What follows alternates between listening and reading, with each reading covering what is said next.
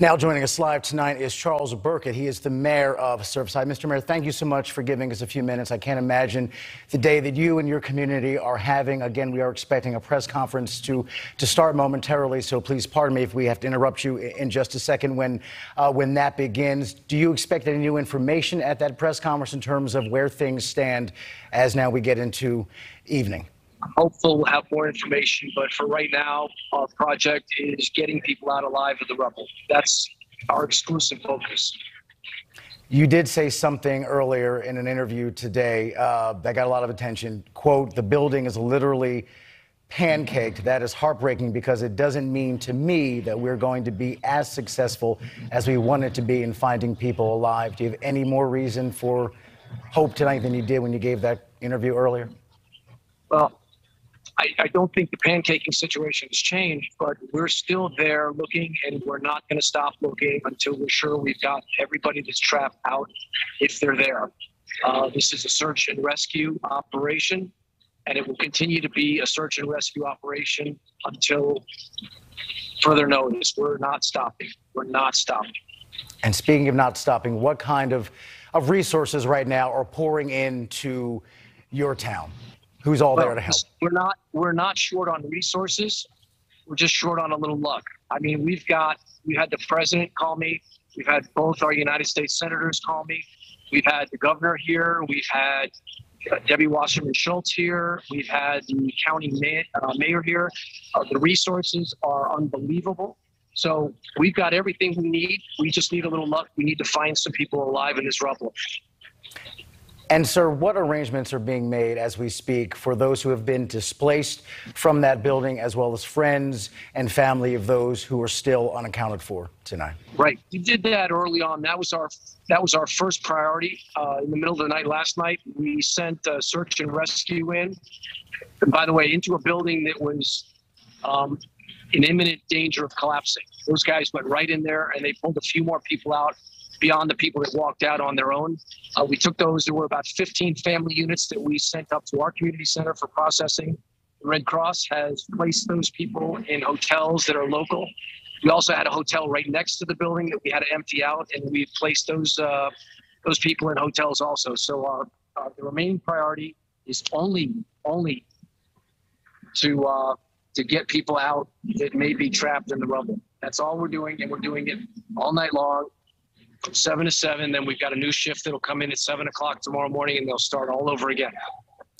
And obviously tonight we're all watching this tragedy kind of unfolding in your community. But as always in a tragedy, there are the heroic stories. Talk about the Herculean efforts that authorities and rescue teams in that area have been going through since this all happened early this morning. And obviously, as you say now, we'll be going around the clock.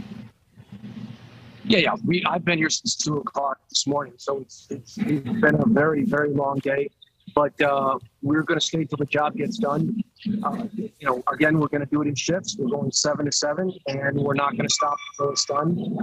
Buildings don't fall down in America. This is not a third world country. There's something very wrong here. But right now, the priority is to get people out alive and worry about why it happened.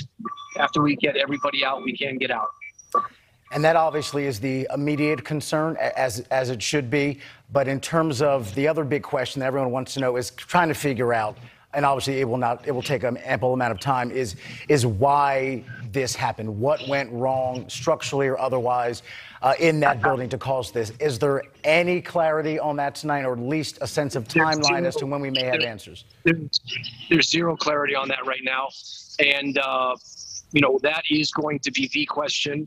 Once we get anybody who's trapped out safely, there will be resources. There will be national, state, and local resources to answer that question. And we all want to know why, because the sooner we find out that answer, the safer the residents will be in all the buildings on the beach. And there are reports tonight that building, as by county law, was undergoing a 40-year recertification process, which is mandated under county law, which means it's inspected to make sure it's safe. According to the Associated Press, there was an inspector there just yesterday. Where was this building, as far as you know, in terms of that inspection and recertification process? Some reports say the building had just passed that inspection, and then literally hours later, this happened. It's important to understand that those 40-year inspections are used for buildings all over Florida. The inspection that probably was going on yesterday was related to the roof work that was going on. There was a roof being replaced.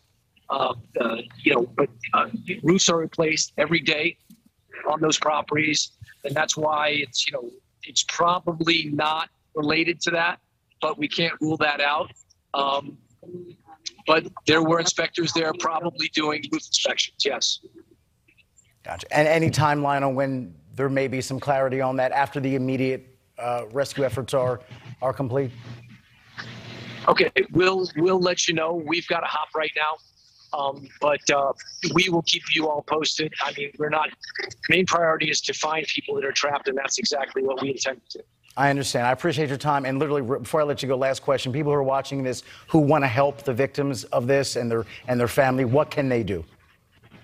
There's not a lot they can do right now, just prayers. We have resources beyond our imagination. We just need to find the people in that rubble and get them out safely. Mr. Mayor, thanks for your time tonight, and Godspeed tonight and for the days ahead for you and for Surfside. Thank you again.